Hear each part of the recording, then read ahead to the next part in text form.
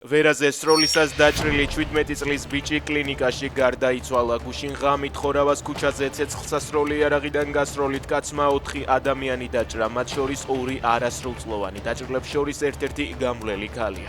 მომხდარზე ერთი პირია დაკავებული. შინაგან საქმეთა სამინისტროს ცნობით მან პოლიციის მიმართულებითაც გაისროლა. გავრცელებული ცნობებით შელაპარაკება თავდაპირველად დაკავებულის დედასა და მოზარდებს შორის მოხდა. კაფედან გამოსულ ახალგაზრდებს ქალმა შენიშვნა მისცა, შემდეგ კი მისმა შვილმა ცეცხლი გახსნა.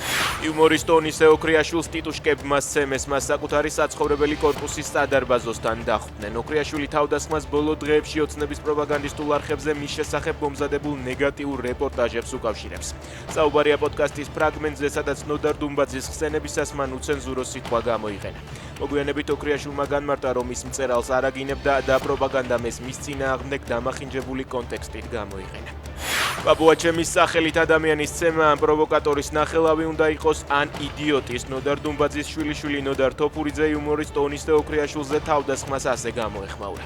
ძალიან შევწუხდი და განვიცდი, უთხრა ნეტგაზეთს დუმბაძის შვილმა და მწერალთა კავშირის დირექტორმა ქეთევან დუმბაძემ.